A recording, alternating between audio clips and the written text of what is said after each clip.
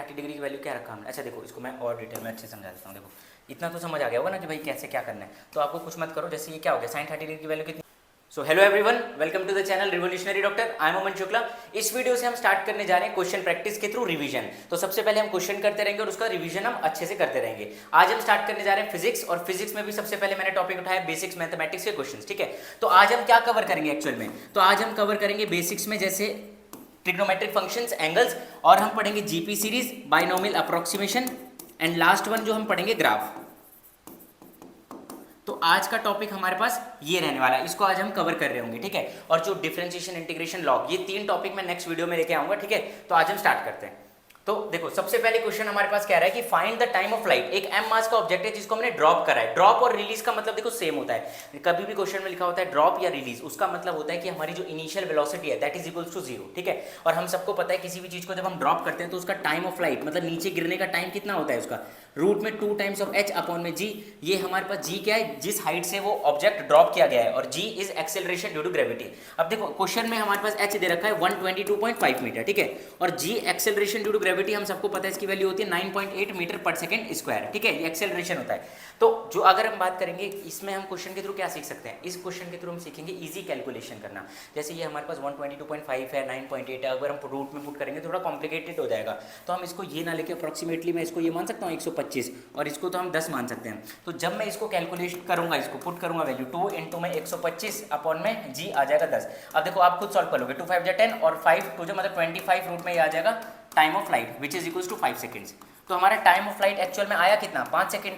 But क्या यही हमारा आंसर है, नहीं, हमारा आंसर इसी के नियर बाय होगा, और मैं सच बोलूँ तो इससे थोड़ा सा छोटा होगा। क्यों, क्योंकि हमारे पास h हमने थोड़ा ज़्यादा इंक्रीज किया था कंपैरेटिवली टू डिनोमिनेटर। तो जो भी 4 ऑप्शंस होंगे नियर बाय आपका आंसर आ जाएगा। बट ये इजी कैलकुलेशन के लिए क्वेश्चन था। यहाँ से हमने सिर्फ 2 चीज़ें सीखी किया कि टाइम ऑफ लाइट का तो हमें पता है। सबसे पहले कहीं भी क्वेश्चन में ड्रॉप या रिलीज लिखा हो उसका मतलब होता है इनिशियल वेलोसिटी 0, और एंगल मतलब ये चीज़ें अप्रॉक्सीमेटली कैसे करके हम इजी कैलकुलेशन कर सकते हैं। ठीक है, तो नेक्स्ट क्वेश्चन क्या है, देखो नेक्स्ट क्वेश्चन कह रहा है कि यूनिट्स एंड डायमेंशंस बताना है आपको ट्रिग्नोमेट्रिक फंक्शंस के और प्लेन एंगल। तो देखो सबसे पहले अगर हम बात करते हैं ट्रिग्नोमेट्रिक फंक्शंस की, तो जो भी हमारे पास यहाँ पे ट्रिग्नोमेट्रिक फंक्शंस होते हैं, हम सबको पता है कि भाई ट्रिग्नोमेट्रिक फंक्शन 6 होते हैं। कौन से, sine theta, cos theta, tan theta, फिर अगर इसका रेसिप्रोकल करेंगे तो this is cosec theta, sec theta and cot theta. अभी तो पता है ना कि कॉसेक थीटा क्या होता है, 1 by sine theta, sec theta 1 by cos theta, and cot theta is 1 by tan theta. और हम सबको ये भी पता है कि इनकी वैल्यूज क्या क्या होती है, परपेंडिकुलर बाय हाइपोटेनियस होता है, ये बेस बाय हाइपोटेनियस होता है, this is perpendicular by base. ये एक राइट एंगल ट्राइंगल अगर मैं आपको यहाँ बनाऊंगा तो this is right angle triangle. ये जो होता है हमारे पास थीटा होता है, थीटा से जस्ट अटैच इसको हम बेस कहते हैं, और जो 90 डिग्री के जो सामने वाली चीज़ होती है दिस इज हाइपोटेनियस। क्या कहते हैं इसे, हाइपोटेनियस। ठीक है, और थीटा के जो एकदम सामने वाली चीज़ होती है that is called as perpendicular, जो कि 90 डिग्री से अटैच्ड होती है। ठीक है, अब इसमें हमारे पास हम सभी को पता है कि भाई एक होती है पाइथागोरस थ्योरम। ठीक है, तो जो पाइथागोरस थ्योरम क्या होती है, पाइथागोरस थ्योरम की बात करेंगे तो ये कहता है कि हाइपोटेनियस का square is equals to perpendicular का स्क्वायर प्लस में आ जाएगा बेस का स्क्वायर। ठीक है, तो ये आई होप ये तो सबको पता ही रहता है। जैसे हमें 2 चीज़ें दी होंगी हम तीसरी निकाल देंगे। ठीक है, और यहाँ पे अगर मैं आपको कुछ और समझाने की कोशिश करूँ तो देखो, जैसे अगर एक होता है 2 चीज़ें होती है, एक होती है जैसे ये, इसका मतलब क्या होता है, और एक होता है हमारे पास ये। तो देखो जब भी ऐसा दिखा जाए इसको हम कैसे प्रोनाउंस करते हैं, इसको हम कहते हैं कि y जो है that is directly proportional. y किसके डायरेक्टली प्रोपोर्शनल है भाई, y डायरेक्टली प्रोपोर्शनल है टू x। अच्छा, इसका मतलब तो हम सबको ही पता है क्या, कि जैसे मैं y को इंक्रीज करूंगा x भी इंक्रीज होगा, y को डिक्रीज करूंगा या x भी डिक्रीज होगा, या वाइस वर्सा। ठीक है, तो ये डायरेक्टली प्रोपोर्शनल होता है, एक बढ़ेगा दूसरा भी बढ़ेगा, एक घटेगा दूसरा भी डिक्रीज होगा। ठीक है, अच्छा इसको हम कैसे बोल सकते हैं, तो इसको मैं बोल सकता हूँ कि जो y है वो क्या है, that is y is directly proportional किसके, y is directly proportional to x। बिल्कुल हाँ सही है। इसका मतलब क्या है, अच्छा इसका मतलब तो यही है ना कि y को अगर मैं इंक्रीज कर दूंगा इसका मतलब x डिक्रीज होगा, या x को अगर मैं इंक्रीज कर दूंगा तो y क्या होगा, डिक्रीज होगा। तो ये तो उल्टा चलते हैं, दैट इज कॉल्ड इनवर्सली। अच्छा मेरे को एक बात बताओ, जैसे हमारे पास मैंने क्या बोला, y को अगर मैं इंक्रीज करता हूँ तो x क्या होगा, डिक्रीज होगा। बिल्कुल, बट 1/x क्या हो जाएगा, ये 1 है। अब जैसे x डिक्रीज होगा ये ओवरऑल वैल्यू तो बढ़ जाएगी ना, क्योंकि डिनोमिनेटर जैसे ही कम होगा ओवरऑल वैल्यू बढ़ जाएगी डिवीजन में। तो मैं इसको एक और तरीके से तो लिख सकता हूँ, या तो इसको हम ऐसे बोल सकते हैं, या मैं बोल सकता हूं इसको कि जो y है y is directly proportional to 1/x।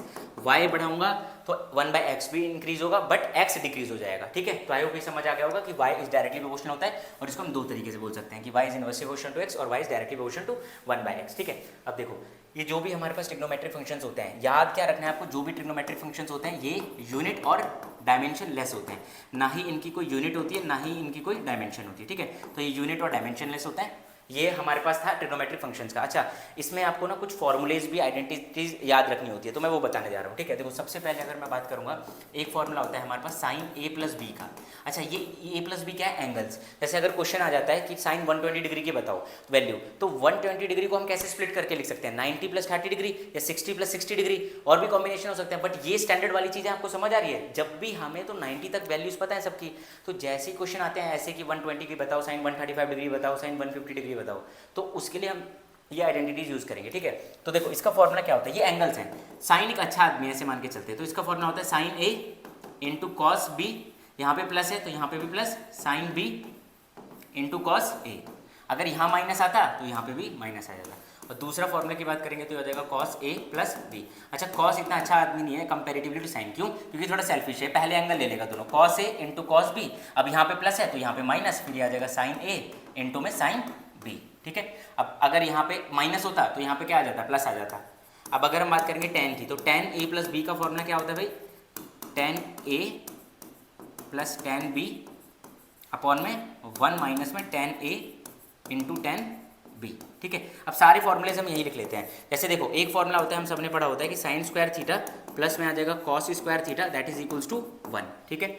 अब एक फॉर्मूला होगा हमारे पास साइन 2 थीटा। जैसे अगर मैंने बोला ना कि साइन 120 डिग्री को आप कैसे लिख सकते हो, तो साइन 120 डिग्री को हम ऐसे भी तो लिख सकते हैं, साइन ब्रैकेट में 2 इंटू 60 डिग्री, तो ये वही वाले हैं, ठीक है। तो साइन 2 थीटा का फॉर्मूला याद रखना है, 2 times of sine theta multiply by cos theta, ठीक है। इसमें कुछ ऐसा करना नहीं, इसको बस याद रखना है आपको। और वैसे ही हमारे पास क्या होता है कॉस 2 थीटा, तो कॉस 2 थीटा का फॉर्मूला हो जाएगा कॉस स्क्वायर थीटा माइनस में साइन स्क्वायर थीटा। अच्छा, स्क्वायर से मैं अभी आपको एक चीज़ बता देता हूँ। फॉर एग्जाम्पल जब भी आप क्वेश्चन देखोगे कि कॉस 45 डिग्री, ठीक है, कॉस स्क्वायर 45 डिग्री का मतलब पता है क्या है, इसका मतलब कुछ नहीं है, इसका मतलब ये है कि कॉस 45 डिग्री की वैल्यू का होल स्क्वायर, बस खत्म। इसका यही मतलब है। ये साइन लिखाओ, टैन लिखाओ, ऐसे लिखा रहता है क्वेश्चंस में, तो हमें समझ नहीं आता। तो इसका मतलब ये है कि इसका होल का स्क्वायर जो भी वैल्यू आएगी, जैसे 1/√2 हम पढ़ेंगे आगे, तो 1/√2 इसकी वैल्यू होती है कॉस 45 डिग्री। जैसे ही स्क्वायर कर देंगे तो रूट हट जाएगा, मतलब 1/2 आंसर आ जाएगा। तो ये क्लियर है, ठीक है। अब ये फॉर्मूलेज में से अगर हम एक और फॉर्मूला देखें तो sign theta by cos theta, ये क्या होता है, इसकी वैल्यू आ जाएगी हमारे पास टेन थीटा, ठीक है। तो ये कुछ फॉर्मूले थे जो आपको याद रखने, आप अच्छे से देख लो। सबसे पहले sine A plus B, sine A into cos B plus sine B into cos A, cos A plus B, cos A into cos B minus sine A into sine B, tan A plus B, tan A plus tan B upon में 1 minus tan A into tan B. और ये sine square theta plus cos square theta 1, sine 2 theta and cos 2 theta का formula 2 times of sine theta into cos theta, और ये cos square theta minus sine square theta. And ये तो सबको पता होता है sine theta by cos theta is equals to क्या आ जाता है हमारे पास, टेन थीटा, ठीक है। ये क्लियर है। अब देखो, अब हम क्वेश्चन पे चलते हैं, जो हमारा क्वेश्चन था। तो जैसे इसमें क्या पूछा, तो आपको ये चीज़ याद रखनी है कि जो भी हमारे ट्रिग्नोमेट्रिक फंक्शंस होते हैं वो क्या होते हैं, यूनिट और डायमेंशनलेस होते हैं। पाइथागोरस थ्योरम समझ आ गई, ठीक है। अब हम बात करते हैं ये जो थीटा होता है, यहाँ जैसे लिखा है थीटा, तो ये थीटा क्या होता है, तो इसे हम कहते हैं प्लेन एंगल। और प्लेन एंगल के पास यूनिट्स तो होती है बट डायमेंशन नहीं होती। तो ऐसी फिजिकल क्वांटिटी को हम क्या कहते हैं, जिनके पास यूनिट्स तो है बट डायमेंशन नहीं है, those are known as supplementary physical quantities, ठीक है। तो थीटा क्या है हमारे पास, हम ये यूनिट एंड डायमेंशन में पढ़ेंगे, बट इतना याद रख लो कि जो भी हमारे प्लेन एंगल होते हैं, it have units, has unit but does not have dimension, ठीक है, डज नॉट हैव डायमेंशन। तो इनके पास यूनिट तो होती है बट डायमेंशन नहीं होता, ठीक है। और ऐसी फिजिकल क्वांटिटी को हम क्या कह रहे हैं भाई, तो ये कौन सी फिजिकल क्वांटिटी है, दिस इज सप्लीमेंट्री, ये हमारी सप्लीमेंट्री फिजिकल क्वांटिटीज़ है। इतना क्लियर है कि सप्लीमेंट्री फिजिकल क्वांटिटीज़ क्या होती है, एंगल। अच्छा, एंगल की अगर हम और थोड़ी बात करते हैं ना, तो देखो एंगल की बात करेंगे तो इसकी जो एसआई यूनिट होती है ना एंगल की, एसआई यूनिट होती है इसकी रेडियन, और एंगल की जो सीजीएस यूनिट होती है, अच्छा सीजीएस यूनिट क्या होती है, जैसे फॉर एग्जांपल मास की ऐसा यूनिट होती है केजी, और इसकी जो स्टैंडर्ड यूनिट्स होते हैं, स्टैंडर्ड इंटरनेशनल, मतलब यहाँ इंडिया में भी केजी चलेगा और बाहर कंट्री में भी केजी चलेगा। मेजरमेंट में मतलब दिक्कत ना होती कि यहाँ का माल जा रहा है, एक्सपोर्ट इंपोर्ट हो रहा है, तो उसमें प्रॉब्लम ना हो, ठीक है। तो ये हमारे पास कुछ स्टैंडर्ड यूनिट्स होती हैं और कुछ लोकल यूनिट्स होती हैं। जैसे इंडिया में हमारे पास एक पाव होता है जिसे 250 ग्राम कहते हैं, तो वैसे यहाँ पे हमारे पास ये एसआई यूनिट क्या होती है इसकी, रेडियन, किसकी, एंगल की, और सीजीएस यूनिट क्या होती है इसकी, डिग्री, ठीक है। अच्छा पता कैसे करेंगे कि भाई डिग्री कौन है और रेडियन कौन है? तो देखो रेडियन में हमेशा आपको पाई दिखेगा, अगर एंगल में कहीं पाई दिख रहा है ना ऊपर हमेशा, तो वो क्या है, रेडियन में दे रखी है, और डिग्री में ऊपर एक डॉट आता है, ठीक है। अच्छा इनका एक कन्वर्जन कैसे होगा भाई, हमें ये तो पता है ना कि 1 kg में 1000 ग्राम होते हैं। फॉर एग्जाम्पल 1 kg में क्या होता है हमारे पास 1000 ग्राम। तो जब भी हम स्ट्रेट जाते हैं, मतलब kg से हम ग्राम में जा रहे हैं, तो हम किसको मल्टीप्लाई करते हैं, हम हमेशा मल्टीप्लाई करते हैं किससे, 1000 से। जब हम अपोजिट आते हैं छोटे से बड़े, तो हम डिवाइड करेंगे किससे भाई, 1000 से। तो हमेशा याद रखना जब भी हम मल्टीप्लाई करेंगे कब, जब हम स्ट्रेट जाते हैं, हम डिवाइड कब करेंगे, जब अपोजिट जाते हैं। तो MSDO महेंद्र सिंह धोनी करके ट्रिक याद रख सकते हो क्या, स्ट्रेट जाएंगे तो क्या करेंगे, मल्टीप्लाई, अपोजिट जाएंगे तो क्या करेंगे, हम डिवाइड करेंगे, ठीक है।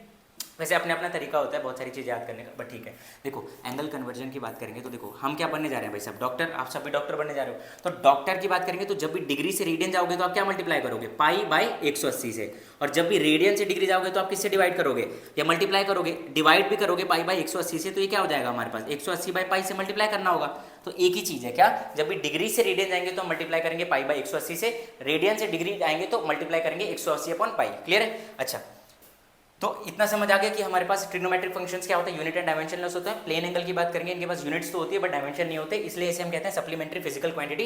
पाइथागोरस थ्योरम क्लियर है? ऐसा यूनिट सीजीएस यूनिट क्लियर होनी चाहिए, रेडियन और डिग्री, ठीक है। इसके आगे क्वेश्चंस करते हैं। ये एंगल देखो, ये सारे आपको याद रखने हैं, लिख लिख के जितना याद करोगे वो आपके लिए बेनिफिशियल होता जाएगा, क्योंकि ये सारे आगे यूज होने हैं, ठीक है। ये डायरेक्टली इनवर्सली क्लियर हो चुका होगा। अब देखो, अब जैसे कन्वर्ट इनटू रेडियन, ये क्वेश्चन है। अच्छा ये क्या लिखा है, ये तो हमें पता है ना 90 डिग्री है, तो ये डिग्री दे रखा है, तो सीजीएस यूनिट है, इसको कन्वर्ट करने को कह रहे हैं रेडियन में। तो रेडियन में जाने के लिए क्या करेंगे, हम मल्टीप्लाई करेंगे पाई अपॉन 180 से। तो 92 से क्या होता है 180, तो ये आ जाएगा पाई बाई 2 रेडियन। तो हमें पता कैसे चला रेडियन, क्योंकि ऊपर यहाँ पे पाई है। और डिग्री का कैसे करेंगे, यहाँ पे देखो डॉट दे रखे हैं सारे क्वेश्चन में। तो 45 डिग्री में कितने हैं हमारे पास, रेडियन में कन्वर्ट करेंगे तो मल्टीप्लाई करेंगे पाई बाई 180, ये 4 जाएगा, मतलब पाई बाई 4 रेडियन। क्लियर है? 270 डिग्री की बात करेंगे तो इसको अगेन मल्टीप्लाई करेंगे पाई बाई 180, 3 9 जा कितना होता है 27, 3 6 जा 18, 3 3 जा 9, 3 2 जा 6। तो धीरे धीरे कैलकुलेशन करोगे तो अपने आप चीज़ें ठीक होती जाएंगी, ठीक है। अब 180 डिग्री की बात करेंगे, अगेन इसको मल्टीप्लाई करेंगे पाई बाई 180 से, पाई से पाई मतलब 180 से कैंसिल, आंसर आ जाएगा पाई रेडियन। तो यहाँ से हम ये कह सकते हैं ना, नोट करके आपको देखो याद क्या रखना है कि जो पाई रेडियन होता है ना, पाई रेडियन में क्या होता है, pi radian is equals to 180 degree. मतलब पाई का मतलब ही क्या होता है भाई, 180 डिग्री। क्लियर है? Pi radian is equals to 180 degree. Pi की वैल्यू होती है हमेशा 180 डिग्री ये वाले एंगल की, और वो होती है 22/7, ठीक है। अब देखो 360 डिग्री की बात करेंगे तो इसको हम अगेन मल्टीप्लाई करेंगे पाई बाई 180, और 180 2 जा कितना होता है 360, तो दैट विल बी 2 पाई। ये क्या है हमारे पास रेडियन में, और इसको अगेन मल्टीप्लाई करेंगे पाई बाई 180। तो आपको देखो ये तो कैलकुलेशन है सिंपल, 3 5 जा कितना आ जाएगा हमारे पास, 3 5 जा 15 और 3 6 जा 18, तो 5/6, ठीक है। 5 पाई बाई 6। तो आपको ये याद नहीं रखना है, आपको बस इतना याद रखना है कि जब भी हम डिग्री से रेडियन जाएंगे तो हम क्या कर रहे होंगे भाई, डॉक्टर। सिर्फ याद रखो डॉक्टर और मल्टीप्लाई कर दो पाई बाई 180, बस खत्म। ये चीज़ याद रख लो कि जब भी डिग्री से रेडियन जाएंगे मल्टीप्लाई करेंगे पाई बाई 180, उल्टा जाएंगे तो मतलब अगेन वो हो जाएगा, ठीक है।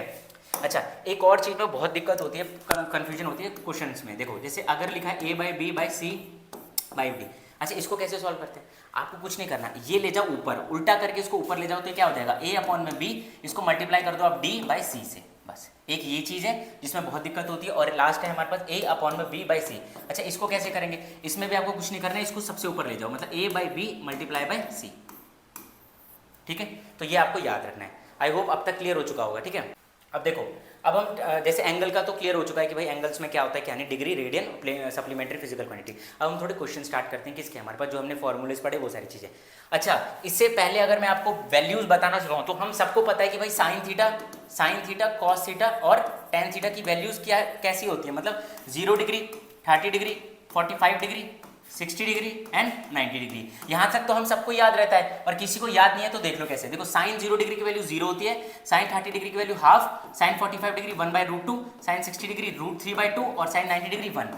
इतना आपको याद रखना है। कॉस थीटा का इसका उल्टा कर दो, मतलब जो है यहाँ से इसको उल्टा लिखना स्टार्ट कर दो। ये 1 ये आ जाएगा हमारे पास कितना √3/2 एंड दिस इज 1/√2। ये सेम है साइन 45 डिग्री और कॉस 45 डिग्री, ये 1/2 और ये 0। और अभी हम पढ़ के आएंगे टेन थीटा का फॉर्मूला क्या होता है, sine theta by cos theta. तो यहाँ पे हम क्या लिख सकते हैं, इसको डिवाइड करेंगे 0 आ जाएगा, ये आ जाएगा 1/√3 एंड दिस इज 1 और ये आ जाएगा √3 and this is not defined. तो यहाँ से मैं आपको एक और चीज़ बता सकता हूँ जो मैं यहीं लिख देता हूँ, क्या आपको नोट करके लिखना है कि जो भी हमारे पास जब भी 1 को हम 0 से डिवाइड करते हैं दैट इज नॉट डिफाइंड। ये होता ही नहीं है, बहुत बड़ा नंबर आता रहता है 0, तो दिस इज नॉट डिफाइंड, ठीक है। अच्छा इन्फिनिटी को ही हम क्या कहते हैं, नॉट डिफाइंड कहते हैं, बहुत लोगों को कन्फ्यूजन होती है, नॉट डिफाइंड, ठीक है। और 1/∞ फिर क्या हो जाएगा हमारे पास 0 हो जाएगा, ठीक है। तो ये कुछ कुछ ऐसी चीज़ें हैं जो आपको एक्स्ट्रा ही एफर्ट देके याद करनी है, तभी आ पाएगा, ठीक है। तो यहाँ तक तो क्लियर है। अब हम यहाँ चलते हैं, तो ये वैल्यूज क्लियर है। अब मैं आपको कुछ पढ़ाऊंगा रिलेशंस, ठीक है। अब रिलेशंस क्या क्या होते हैं, जैसे अगर हम बात करें एंगल के रिलेशन की, मतलब एंगल और ट्रिग्नोमेट्रिक फंक्शंस में क्या रिलेशन होते हैं, तो देखो, तो जो हमारा साइन थीटा होता है ना, वो डायरेक्टली प्रोपोर्शनल होता है किसके, थीटा के। अभी हम पढ़ के आए, इसका मतलब जैसे थीटा बढ़ता रहेगा वैसे साइन थीटा की वैल्यू बढ़ती रहेगी, ठीक है। अभी हम टेबल में इसको देखेंगे भी। और जो कॉस थीटा होता है ना, वो इनवर्सली प्रोपोर्शनल होता है किसके, थीटा के। And tan theta is same directly proportional to theta. तो देखो ये रिलेशन क्या कह रहा हूँ मैं, साइन थीटा की वैल्यू बढ़ती रहेगी थीटा के साथ, कॉस थीटा की वैल्यू डिक्रीज होगी थीटा के साथ, और tan theta will also increase from theta. अच्छा, रूट्स की वैल्यू याद रख लो आप। रूट 2 की वैल्यू होती है 1.41, रूट 3 की वैल्यू होती है हमारे पास 1.73, रूट 4 की तो पता ही है 2, रूट 5 इज इक्वल्स टू में आ जाएगा 2.24, एंड रूट 6 कितना आ जाएगा हमारे पास 2.44। तो ये अप्रॉक्स आपको याद रखना है। अच्छा देखो, ये याद क्यों करा रहा हूँ, अच्छा 1/√3 की वैल्यू होती है हमारे पास 0.58, ठीक है। तो ये रिलेशन समझ आया। अब ये देखो, जैसे जैसे थीटा बढ़ रहा है, देखो साइन की वैल्यू बढ़ रही है, साइन 0, फिर हाफ, फिर 1/√2। नीचे डिनोमिनेटर में 2 है और यहाँ पे डिनोमिनेटर 1.14 है, मतलब 2 से तो कम हो गया, तो ओवरऑल वैल्यू इंक्रीज हो जाएगी। फिर √3/2, ऊपर हमारे पास 1 था, ऊपर अब 1.73 है, 1.73 और बढ़ गया ना 1 से, तो इसकी वैल्यू इंक्रीज होगी फिर 1, ठीक है। फिर ये उल्टा चलेगा, और देखो ये भी डायरेक्टली प्रोपोर्शनल, मतलब ये इंक्रीज होता जा रहा है, ठीक है, मतलब एंगल के साथ। तो ये वेरिएशन था किसका, ट्रिग्नोमेट्रिक फंक्शंस का और एंगल का। ये आपको याद रखनी है चीज़ें, ठीक है। अब अगर मैं आपको एक और चीज़ इसी में बताता हूँ कि भाई जो हमारे पास आता है ना कभी कभी कि एंगल बहुत छोटा ले रखा है हमने, तब हम क्या करेंगे उस केस में। देखो मैंने आपको क्या बताया अभी कि जैसे एंगल है हमारा, जो थीटा है वो बहुत वेरी वेरी स्मॉल है। अब मैं अगर आपसे क्वेश्चन पूछता हूँ कि मुझे बस इतना बताओ, दो लाइन के बीच में कितना एंगल है, तो बहुत लोग बोलेंगे 180 डिग्री है, 0 है, तो कन्फ्यूजन है। देखो मैं बताता हूँ, कुछ मत करो, जब भी एंगल की बात है आप हमेशा ये हाथ ऐसे रखो, ये एक्स एक्सिस है, क्या है, ये एक्स एक्सिस है, तो और ये दूसरी लाइन है, तो ये ऐसे उठा हुआ, अगर ये नहीं उठ रहा दैट मीन्स ये 0 डिग्री, और ये दो पैरेलल लाइन्स हैं इसलिए, ठीक है। तो इनके बीच का एंगल कितना है हमारे पास, that is equals to 0 degree, ठीक है। तो एंगल हमेशा कहाँ से मेजर करते हैं, अगर मैं थीटा की बात करूँ तो थीटा जो होता है ना, that is always measured from positive x axis, ठीक है। तो ये आपको याद रखना है। अभी हम इसको आगे और अच्छे से देखेंगे। देखो एंगल अप्रोक्सीमेशन, अब जैसे मैं आपसे कह रहा हूँ ये एक दो लाइन है, ठीक है, ये लग रहा होगा बहुत बड़ा एंगल है, बट मान लेते हैं ये हमारे पास अप्रोक्सीमेटली 1 डिग्री है, बहुत छोटा है, बहुत एकदम इतना, ये बनाया ऐसे बस दिखे आपको, ठीक है। तो जब भी थीटा बहुत स्मॉल होता है तब एक रिलेशन क्या होता है कि जो साइन थीटा की वैल्यू होती है ना, that is nearly equals to theta, और जो कॉस थीटा होता है that is nearly equals to 1, ठीक है, ये एकदम 1 मानते हैं इसको, और tan theta is same like sine theta, nearly equals to theta. तो हम इसको ऐसे भी तो कह सकते हैं ना, जब भी थीटा बहुत स्मॉल होगा, वेरी वेरी स्मॉल होगा, तो मैं इसको क्या लिख सकता हूँ कि sine theta nearly equals to tan theta and that is nearly equals to theta. तो ये आपको याद रखने रिलेशन, ये कुछ कुछ रिलेशन हैं जो देखो आपको याद रखने ही पड़ेंगे। इसको आप एक बार अच्छे से देख लो कि क्या है क्या नहीं, समझ आ रहा है कि नहीं, ठीक है। तो अब हम आगे बढ़ते हैं। हाँ, अगर इसी में अगर मैं एक और रिलेशन बताऊंगा, लास्ट दो रिलेशंस हैं बस, कि जैसे वैल्यू, तो जो साइन थीटा की जो मैक्सिमम वैल्यूज होती है ना, साइन थीटा की मैक्सिमम वैल्यू होती है हमारे पास 1, कॉस थीटा की भी मैक्सिमम वैल्यू होती है हमारे पास 1, और जो tan थीटा है हमने देखा है कि tan थीटा की मैक्सिमम वैल्यू कितनी है, दैट इज इन्फिनिटी, मतलब नॉट डिफाइंड, क्लियर है। तो ये मैक्सिमम वैल्यूज हैं, ठीक है। अब हम आते हैं क्वेश्चन पे वापस। ये समझ आ गया एंगल अप्रोक्सीमेशन, साइन थीटा कैसे डायरेक्टली थीटा के, और जब थीटा बहुत स्मॉल होगा तो क्या होगा, और ये हमारे पास मैक्सिमम। अभी हमने 3 रिलेशन पढ़े हैं ट्रिग्नोमेट्रिक के, ठीक है। अब जैसे क्वेश्चन आते हैं ये कि भाई साइन थीटा की वैल्यू कितनी दे रखी है। अब देखो साइन थीटा दे रखा है 2, हमसे पूछ रहा है कॉस थीटा और tan थीटा की वैल्यू। अब आओ स्टार्ट करते हैं। देखो तो साइन थीटा क्या होता है 2, अब यहाँ पे कुछ नहीं है तो यहाँ पे 1 मानेंगे, और ये क्या है, परपेंडिकुलर, और दिस इज हाइपोटेनस। अब हमें दो चीजें दे रखी हैं, तो पाइथागोरस थ्योरम से हम बेस निकाल सकते हैं। तो कैसे निकालेंगे, हाइपोटेनस का स्क्वायर, परपेंडिकुलर का स्क्वायर, प्लस में बेस का स्क्वायर। तो हाइपोटेनस कितना आ जाएगा हमारे पास 1 का स्क्वायर, परपेंडिकुलर कितना 2 का स्क्वायर, और ये बेस का स्क्वायर। तो ऐसे बेस निकालेंगे, और कॉस थीटा क्या होता है, बेस बाय हाइपोटेनस, और परपेंडिकुलर क्या होता है, परपेंडिकुलर बाय बेस, मतलब tan थीटा क्या होता है, p बाय b। तो ऐसे निकाल देंगे, है ना। बट नहीं, ये क्या है, दिस इज रॉन्ग मेथड। क्यों, क्योंकि साइन थीटा की वैल्यू क्या है, 2 दे रखी है, और वो तो पॉसिबल ही नहीं है ना। मैंने आपको क्या बताया कि साइन थीटा की जो मैक्सिमम वैल्यूज हैं, या मैक्सिमम वैल्यू कितनी है, 1 हो सकती है, 1 या उससे छोटा, ठीक है। तो ये क्वेश्चन ही नहीं, गलत है, मतलब समझ रहे हो। तो ये सब आपको याद रखना है कि कैसे कैसे क्वेश्चन है, आपको ये थोड़ा इंप्रूव करेंगे, इतना क्लियर है। वरना अगर हमें मान लो साइन थीटा की कुछ भी वैल्यू दे रखी होती, ये दे रखी होती है 2/3, तो ये वैलिड है एक तरीके से अगर क्वेश्चन आएगा। क्यों, क्योंकि इसे लेस देन 1 है। तो यहाँ से हम क्या निकालेंगे, अगेन ये परपेंडिकुलर, ये हाइपोटेनस, बेस निकालेंगे पाइथागोरस थ्योरम से, फिर कॉस थीटा की वैल्यू आ जाएगी, और अगेन हमारे पास tan थीटा की वैल्यू आ जाएगी। क्यों, क्योंकि ये होता है बेस बाय हाइपोटेनस, और ये होता है परपेंडिकुलर बाय बेस।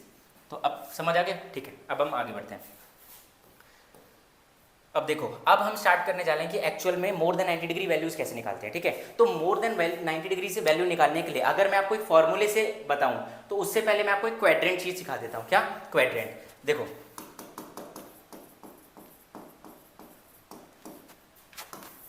ये क्वाड्रेंट्स होते हैं। देखो ये कितना है हमारे पास 0 डिग्री, मैंने बताया ना हमेशा एंगल मेजर करेंगे फ्रॉम पॉजिटिव एक्स एक्सिस, ठीक है। तो ये 0 डिग्री, अब यहाँ पे आ गए तो ये क्या है 90 डिग्री, और इसे ही हम क्या कह सकते हैं pi by 2 radian. Again 90 degree add करेंगे तो 180 degree means pi radian. Again 90 degree add करेंगे 270 डिग्री, जो कितना आया था हमारे पास 3 पाई बाई 2 रेडियन। और अगेन इसको ऐड करेंगे, दिस इज 360 डिग्री, जिसे हम क्या कह सकते हैं 2 टाइम्स ऑफ पाई, ठीक है। इतना क्लियर है? अब देखो ये हमेशा क्या होता है, this is positive x axis, ठीक है। ये हमारा पॉजिटिव एक्स एक्सिस है जहाँ से हम हमेशा एंगल मेजर करेंगे, यहाँ से हम इसको मेजर करेंगे। और कैसे मेजर करेंगे पता है, एंटी क्लॉकवाइज चलेंगे हम, याद रखना हमेशा एंटी क्लॉकवाइज चलेंगे, ठीक है, तब मेजर होगा। जैसे देखो this is called as first quadrant, इसे हम फर्स्ट क्वाड्रेंट कहते हैं। ये हमारा सेकंड क्वाड्रेंट होता है, ये थर्ड क्वाड्रेंट होता है, ये फोर्थ क्वाड्रेंट होता है, ठीक है। अच्छा इसमें एक ट्रिक भी है जिसको हम क्या क्या कह सकते हैं, इसको हम कहते हैं ऐड शुगर टू कॉफी। तो देखो ऐड शुगर टू कॉफी का मतलब क्या होता है, यहाँ सारे ट्रिग्नोमेट्रिक फंक्शंस आते हैं, यहाँ पे सिर्फ साइन थीटा आता है, और यहाँ पे हमारे पास क्या आता है टैन थीटा आता है, और यहाँ पे हमारे पास क्या आता है कॉस थीटा आता है। ये एक बार देख लो फिर मैं बताता हूँ ये है क्या, ठीक है। इतना समझ आ गया? यही होते हैं क्वाड्रेंट्स, बहुत लोगों को नहीं पता होता, मेरे को भी नहीं पता था, ठीक है। तो सबसे पहले फर्स्ट सेकंड थर्ड फोर्थ ये ऑल मतलब सारे trigonometric function sine theta tan theta cos theta. अब देखो आपको और क्या क्या चीज़ें याद रखनी है कि जैसे 90 डिग्री जो होता है ना 90 डिग्री और 270 डिग्री, मतलब ये जो परपेंडिकुलर लाइन थी वर्टिकल, ये क्या करेगा, ये चेंज कर देते हैं function, they changes the function. तो ये फंक्शन को चेंज कर देते हैं, और जो भी हमारे पास 180 डिग्री और 360 डिग्री क्या करेंगे, ये फंक्शन को चेंज नहीं करेंगे। अच्छा फंक्शन चेंज क्या है क्या नहीं, देखो फंक्शन चेंज का मतलब जो फंक्शन चेंज होगा ना तो साइन थीटा हमेशा किस में कन्वर्ट हो जाएगा, कॉस थीटा में, ये चेंज हो जाएगा। और कॉस थीटा किस में चेंज हो जाएगा, साइन थीटा में। और टैन थीटा की बात करते हैं तो टैन थीटा चला जाता है कॉट थीटा में, और कॉट थीटा कन्वर्ट हो जाता है टैन थीटा में, ठीक है। तो बस इतना ही आपको कन्वर्जन याद रखना है, और अभी हम क्वेश्चंस करेंगे इस पे। और सबसे बड़ी इंपॉर्टेंट बात देखो, जो साइन थीटा होता है ना वो मोर देन 90 डिग्री क्या होता है पॉजिटिव होता है, बट कॉस थीटा और टैन थीटा क्या होता है मोर देन 90 डिग्री क्या होता है नेगेटिव होता है। तो हम यहाँ पे क्या लिख सकते हैं कि जो साइन थीटा होता है जब थीटा हमारे पास क्या होगा मोर देन 90 डिग्री तो ये पॉजिटिव होता है, और कॉस थीटा और टैन थीटा क्या होता है ये नेगेटिव होता है। थोड़ा पेशेंस रखो, अपने आप समझ आ जाएगा, ठीक है। बेनिफिट ही होगा आपको, रिवीजन में हेल्प होगी बहुत ज़्यादा, ठीक है। तो ये अच्छे से एक बार देख लो, ठीक है, कि ये फंक्शन चेंज करता है ये फंक्शन नहीं चेंज करता। अच्छा देखो इसका मतलब ये है, जैसे अगर मैं आपसे क्वेश्चन देता हूँ कि मुझे भाई बताओ साइन 90 प्लस थीटा क्या होगा, तो देखो सबसे पहले आपको क्या देखना है, ये क्या है यहाँ पे क्या लिखा है 90 डिग्री। अब 90 डिग्री का मतलब क्या है, फंक्शन चेंज होगा, इतना तो याद पहले बता दिया है। तो फंक्शन चेंज होगा तो किसमें, ये साइन है तो किसमें चला जाएगा कॉस में चला जाएगा, और थीटा कौन सा ये वाला, तो ये आ जाएगा कॉस थीटा, ठीक है। अब मुझे बताओ कौन सा क्वाड्रेंट है 90 प्लस थीटा, मतलब 90 प्लस थीटा की बात करेंगे तो ये हमारे पास ये हो गया 90 और प्लस थीटा, तो मतलब ये सेकंड क्वाड्रेंट है। अच्छा थर्ड क्यों नहीं, थर्ड होता तो यहाँ लिखता कि 180, अगर उसने 90 बोला है और प्लस बोला है तो इतना ही में से लिमिटेड रहेगा, ठीक है। तो दिस इज सेकंड क्वाड्रेंट। तो अब हमें यहाँ पे क्या देखना है, सबसे पहले ये फंक्शन चेंज होगा, हाँ बिल्कुल 90 डिग्री है, फंक्शन चेंज कर दिया, किस में कितना होगा साइन में कॉस में चला जाएगा। अब ये कौन सा क्वाड्रेंट है, दिस इज सेकंड क्वाड्रेंट, ठीक है। अब मुझे बस इतना बताओ कि साइन सेकंड क्वाड्रेंट प्रेजेंट है, अगर ये प्रेजेंट है तो यहाँ पे पॉजिटिव आता है, अगर इसमें ये नहीं प्रेजेंट होता तो यहाँ पे नेगेटिव आता। तो इसका आंसर एक्चुअल में क्या आया भाई, यही आया ना प्लस का कॉस थीटा, ठीक है। जैसे अगर दूसरा क्वेश्चन मैं आपको दूं कि साइन 90 माइनस थीटा, तो सबसे पहले क्या आप देख रहे हो एक यूनिट कन्वर्ट होगा। अच्छा इसका मतलब क्या है भाई, ऐसे मान लो फॉर एग्जांपल मैं बोल रहा हूँ साइन 45 डिग्री की वैल्यू निकालो, तो आप ऐसे भी तो निकाल सकते हो ना साइन 90 माइनस 45 डिग्री, तो बस वही चीज़ें हैं। तो इसको मैं क्या लिख सकता हूँ साइन 90 माइनस थीटा, तो फंक्शन चेंज होगा बिल्कुल, ये किस में चला जाएगा कॉस थीटा क्योंकि साइन है। अभी कौन सा क्वाड्रेंट है, सेकंड स्टेप कौन सा क्वाड्रेंट है, this is first quadrant 90 minus theta, तो ये हमारे पास फर्स्ट क्वाड्रेंट है, और फर्स्ट क्वाड्रेंट में साइन के सारे ही फंक्शंस होते हैं, जब सारे होते हैं तो ये पॉजिटिव, क्लियर है। अब देखो जैसे अगर मैं लास्ट बता रहा हूँ कि साइन 180 प्लस थीटा, ठीक है। अब मुझे बताओ फंक्शन चेंज होगा, नहीं फंक्शन चेंज नहीं होगा बिकॉज वहाँ पे 180 है, तो ये क्या रह जाएगा साइन थीटा, बिल्कुल। अब ये कौन सा क्वाड्रेंट है, so this is third quadrant ना, तो ये हमारा थर्ड क्वाड्रेंट है। थर्ड क्वाड्रेंट में क्या साइन होता है, नहीं होता, तो ये आंसर क्या आ जाएगा माइनस का साइन थीटा। इतना क्लियर है, ठीक है। तो क्वाड्रेंट समझ आया आपको कि भाई कौन से ये फंक्शन चेंज होंगे, वैल्यूज मोर देन 90 डिग्री वैल्यूज निकालने में हेल्पफुल रहते हैं, बस और कुछ नहीं, ठीक है। तो ये देख लो first quadrant second third fourth, add sugar to coffee, all sine theta tan theta और कॉस थीटा, मतलब ऐड शुगर टू कॉफी। ये फंक्शन कहाँ का प्रेजेंट है, अगर यही प्रेजेंट है और यही वैल्यू आ गई तो ये पॉजिटिव रहेगा, यही प्रेजेंट है यही आ गया पॉजिटिव रहेगा, सेम एज इट इज, और ऑल देख ही लिया है। और एंगल हमेशा कहाँ से मेजर करते हैं, from the positive x axis, clear है। अब देखो अब इसको क्वेश्चन को कैसे सॉल्व कर सकते हो, मुझे बस ये बताओ, मैं इसको दो तरीके से अभी सॉल्व करके दिखाता हूँ। इसको हम कैसे लिख सकते हैं, साइन 90 प्लस में 30 डिग्री, बिल्कुल। अब ये तो फॉर्मूला भी तो हो गया ना ए और बी का, साइन ए प्लस बी, तो चलो पहले फॉर्मूले से सॉल्व करते हैं। फॉर्मूला क्या था, sine A into cos B, यहाँ पे प्लस तो यहाँ पे plus, sine B into cos A. तो ये हमारे पास क्या आ गया, अब हमें पता है साइन 90 डिग्री की वैल्यू 1 होती है, कॉस 30 डिग्री क्या होता है, जो साइन 60 डिग्री होता है मतलब √3/2, ये प्लस कॉस 90 डिग्री क्या होता है 0 होती है, तो ओवरऑल 0 हो गया, तो आंसर क्या आ गया √3/2। अच्छा मैंने आपको यही तो बताया था कि sine more than 90 degree values क्या होती हैं, पॉजिटिव रहती हैं, तो देखो पॉजिटिव, ये एक मेथड हो गया। अच्छा दूसरा मेथड क्या हो सकता है, तो साइन 120 डिग्री को हम ऐसे लिख सकते हैं साइन 2 टाइम्स ऑफ 60 डिग्री मतलब साइन 2 थीटा, और उसका फॉर्मुला क्या होता है 2 times of sine theta into में कॉस थीटा, यही तो फॉर्मुला होता है ना। अब देखो इसको वैल्यू पुट करो, 2 इंटू साइन क्या 60 डिग्री इंटू कॉस 60 डिग्री। अब ये क्या आ जाएगा 2 साइन 60 डिग्री की वैल्यू √3/2, कॉस 60 डिग्री की वैल्यू क्या है जो साइन 30 डिग्री की थी मतलब 1/2, तो 2 से 2 कैंसिल, आंसर क्या आ जाएगा √3/2। देखो सेम वैल्यू है तो मतलब करेक्ट है, ठीक है, और पॉजिटिव। और एक और मेथड है कौन सा, तो एक और मेथड है कौन सा जो अभी हम पढ़ के आए हैं, जिसमें हम कन्वर्जन सीखते हैं, मतलब इसको मैं कैसे लिख सकता हूँ 90 डिग्री प्लस 30 डिग्री, बिल्कुल। अब मुझे बस इतना बताओ ये 90 डिग्री है तो फंक्शन चेंज होगा, बिल्कुल किस में चला जाएगा कॉस थीटा में, मतलब कॉस 30 डिग्री, ये थीटा है। अब मुझे ये बताओ कौन सा क्वाड्रेंट है, सेकंड स्टेप था, ये कौन सा क्वाड्रेंट है, दिस इज सेकंड क्वाड्रेंट। क्या सेकंड क्वाड्रेंट में साइन है, बिल्कुल ये प्रेजेंट है, अगर ये प्रेजेंट है तो यहाँ पे पॉजिटिव, और कॉस 30 डिग्री की वैल्यू क्या होती है जो साइन 60 डिग्री की होती है, दैट मीन्स √3/2। तो आप एक बार इसको सॉल्यूशन देख लो कि 3 अलग अलग सॉल्यूशन है बट आंसर आना चाहिए, ठीक है। तो आप इसको कोई भी मेथड ले सकते हो, मेरे हिसाब से तो ये सबसे बेस्ट मेथड है, ये जो हमारे पास ये वाला कि क्वाड्रेंट कन्वर्जन वाला, कि क्वाड्रेंट में कौन आता है कौन नहीं, अगर आएगा तो पॉजिटिव, नहीं आएगा तो नेगेटिव। क्लियर है।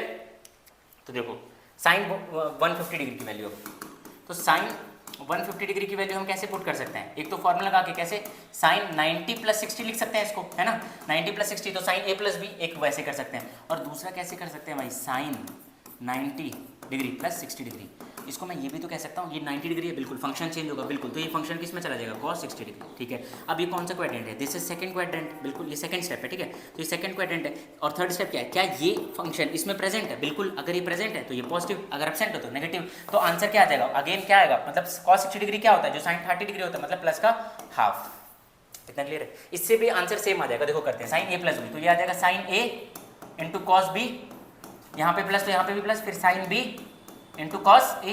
अच्छा cos a मतलब cos 90 डिग्री तो 0 होता है, तो अगेन 0 हो गया। अब इसकी वैल्यू देखो साइन 90 डिग्री क्या होता है 1, और cos 60 डिग्री क्या होता है जो साइन 30 डिग्री है मतलब हाफ, तो आंसर क्या आ गया हमारे पास हाफ, और वो भी पॉजिटिव का, क्योंकि मोर देन 90 डिग्री क्या होता है पॉजिटिव। अब एक क्वेश्चन था, जैसे अगर मैं बात करता हूँ cos, तो cos 120 डिग्री को भी हम कैसे निकाल सकते हैं, बिल्कुल ऐसे, इसको मैं लिख सकता हूँ cos 90 डिग्री प्लस 30 डिग्री, तो अगेन हो गया ना cos a + b, इसको हम कर देते हैं अच्छे से, देखो ये आ जाएगा हमारे पास a और b, तो ये इसका फॉर्मूला क्या होता है cos a into cos b, यहाँ पे प्लस है तो minus sine a into sine b। इतना क्लियर है। अब देखो cos 90 डिग्री तो 0 होता है, ये तो ऑलरेडी 0 हो गया, तो 0 minus sine 90 degree 1, sine 30 degree half, तो आंसर क्या आ गया माइनस का हाफ। और यही तो मैंने बताया था कि जब cos मोर देन 90 डिग्री होता है तो ये क्या होता है cos और tan नेगेटिव में आता है। और इसको दूसरा तरीका क्या है, दूसरा तरीका इसको मैं कैसे स्प्लिट कर लिख सकता हूँ, 90 डिग्री प्लस में आ जाएगा हाँ 30 डिग्री, तो मुझे बस बताओ ये फंक्शन चेंज होगा, बिल्कुल, क्योंकि यहाँ पे 90 डिग्री है, तो ये क्या फंक्शन चला जाएगा साइन 30 डिग्री। अब सेकंड स्टेप क्या था, दिस इज, ये कौन सा क्वाड्रेंट पे आ रहा है, ये आ रहा है सेकंड क्वाड्रेंट पे, तो क्या सेकंड क्वाड्रेंट पे, ये थर्ड स्टेप है, क्या सेकंड क्वाड्रेंट में कॉस होता है, बिल्कुल नहीं होता, नहीं होता तो माइनस, तो आंसर क्या आ गया माइनस का हाफ। क्लियर है इतना पक्का। अब देखो अगर मैं आपसे एक और क्वेश्चन दूँ कि मुझे भाई इतना बताओ कि कॉस 135 डिग्री की वैल्यू क्या हो सकती है, अगेन हम लिखेंगे इसको कैसे cos 90 डिग्री प्लस 45 डिग्री, क्योंकि 90 प्लस 45 135 होता है। एक तरीका तो आप मैंने बता दिया फॉर्मूले से कर लो cos a + b, और दूसरा तरीका क्या है कन्वर्जन, वो क्वाड्रेंट वाला 90 प्लस 45 डिग्री। अब मुझे बताओ ये क्या है 90 है, तो 90 है तो फंक्शन चेंज होगा, बिल्कुल, तो ये किस में आ जाएगा साइन 45 डिग्री। अब ये कौन सा क्वाड्रेंट है, हमें पता है सेकंड क्वाड्रेंट है, जब सेकंड क्वाड्रेंट में फिर थर्ड स्टेप क्या है, ये प्रेजेंट है, बिल्कुल नहीं प्रेजेंट है, cos थीटा नहीं प्रेजेंट होता, ये सिर्फ cos थीटा फोर्थ क्वाड्रेंट में होता है, तो यहाँ पे माइनस, और माइनस का क्या आएगा 1/√2। अब इतना तो क्लियर होगा। अगर मैं यहाँ पे क्वेश्चन करा दूँ एक tan का भी, तो tan 150 डिग्री की वैल्यू कैसे निकाल सकते हो, सिंपल तरीके से करो हमेशा, tan 90 डिग्री प्लस 60 डिग्री, या तो वो कर लो tan a + b अपॉन में 1 - tan a tan b, but वो कॉम्प्लेक्स है, ये सिंपल क्या है कन्वर्जन। 90 + 60 पहले ब्रेक करा, अब हमें पता है क्या कन्वर्ट होगा, बिल्कुल, तो किसमें आ जाएगा cot 60 डिग्री में, क्योंकि cot थीटा होता है फंक्शन। अब ये कौन सा क्वाड्रेंट है, ये सेकंड क्वाड्रेंट है, क्या tan प्रेजेंट है सेकंड क्वाड्रेंट में, नहीं प्रेजेंट है, tan तो थर्ड क्वाड्रेंट में प्रेजेंट है, तो माइनस, और माइनस का क्या cos 60 डिग्री की वो वैल्यू जो tan 30 डिग्री होता है, मतलब -1/√3। इसको देख लो अच्छे से, आई होप समझ आ गया होगा, ठीक है। तो अब हम आगे बढ़ते हैं, तो आई होप आप सबको मोर देन 90 डिग्री वैल्यूज तो निकालना आ गया है, ठीक है। इसका अगर एक और मेथड मैं आपको बताऊं, कंफ्यूज मत होना, बस ये आप याद रखना। देखो कैसे, जैसे मैंने लिखा क्या साइन 120 डिग्री। तो इसको हम लास्ट में बता रहा हूँ, ठीक है। इसको कैसे लिख सकते हैं, साइन 90 प्लस में 30 डिग्री।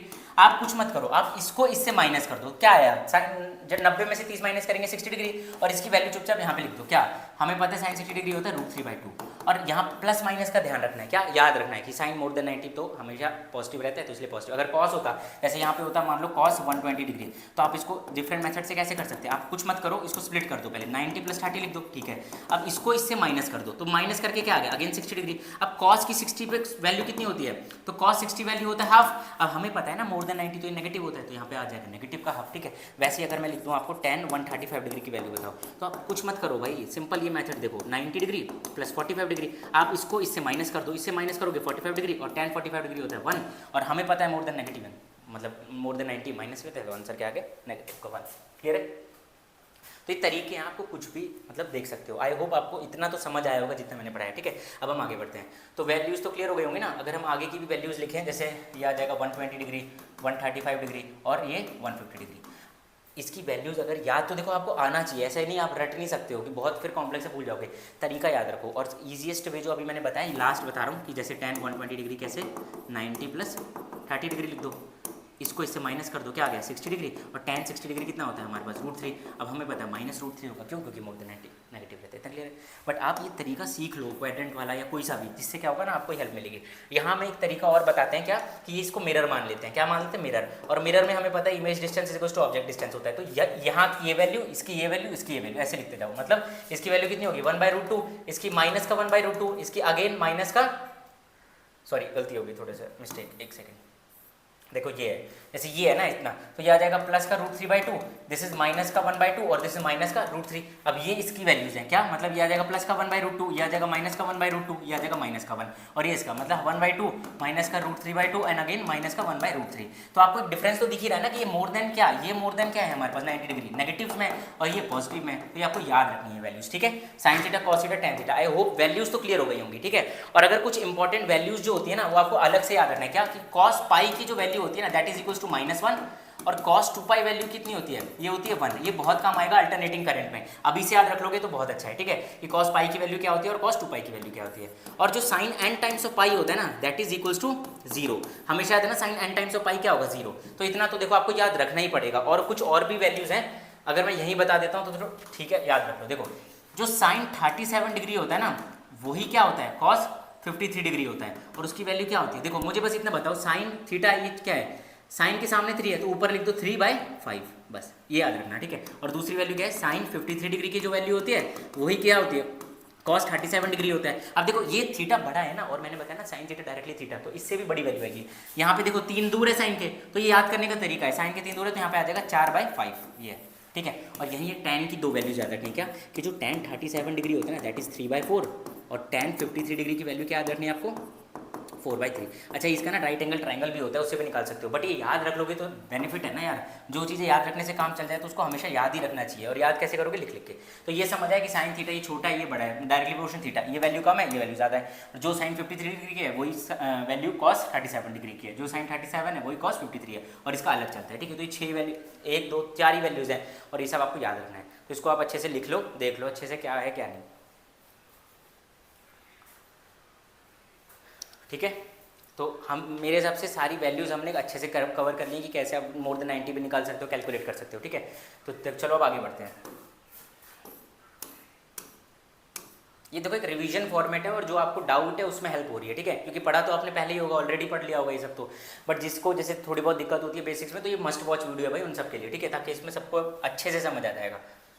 अब देखो जैसे वैल्यूज़ की बात करेंगे, यही वैल्यूज मैं बता के आया हूँ, उसकी वैल्यू क्या होती है भाई हमारे पास 3/5। cos 53 डिग्री क्या होता है, जो ये sin 37 होता है बिकॉज इनका सम 90 डिग्री होता है दैट इज 3/5, और tan 37 डिग्री क्या हो जाएगा 3/4। ये सारी चीज़ें तो हम कवर कर चुके हैं, ठीक है। अब देखो अब एक क्वेश्चन कह रहा है कि y equal to sine theta by theta दे रखा है, हमें फाइंड करना है वैल्यू y की जब थीटा 30 डिग्री है। तो स्टार्ट करते हैं, तो ये आ जाएगा साइन 30 डिग्री अपॉन में ये आ जाएगा 30 डिग्री। अब साइन 30 डिग्री क्या होता है हाफ, और ये आ जाएगा हमारे पास 30 डिग्री मतलब 1/60 डिग्री, है ना। ऐसे करेंगे नहीं, इसको ऐसे नहीं करेंगे, क्यों। यहाँ पे मैं एक चीज़ लिख रहा हूँ नोट करके, जब भी कोई भी फिजिकल क्वांटिटी अकेले लिखी रहती है ना तो उसको हमेशा किस में पुट करना है आपको, SI यूनिट्स में, क्लियर है। तो मैं क्या लिख सकता हूँ, whenever a physical quantity written in alone, तो उसको आपको क्या करना है, always put in SI units, ठीक है, उसको हमेशा आप SI यूनिट्स में पुट करोगे तब जाके क्या होगा हमारे पास सही रहेगा, ठीक है। एक तरीका है, इसको याद रखना है, ठीक है। तो अब देखो इसको कैसे कह सकता हूँ, थीटा कितना दे रखा है 30 डिग्री, अब डिग्री से रेडियन SI यूनिट है तो मल्टीप्लाई करेंगे किसमें पाई बाई 180 और ये कितना आ जाएगा पाई बाई 6 रेडियन, ठीक है। अब क्वेश्चन सॉल्व करो, ये आ जाएगा साइन थीटा की जगह 30 डिग्री, क्योंकि साइन में तो 30 डिग्री रखेंगे और अपॉन में आ जाएगा पाई बाई 6, तो ये कितना आ जाएगा 1/2 इंटू में कितना पाई बाई 6, तो ये कितना आ जाएगा, ये आ जाएगा 3, ये कन्वर्ट करके क्या आ जाएगा हमारे पास 3/पाई। क्लियर है इतना।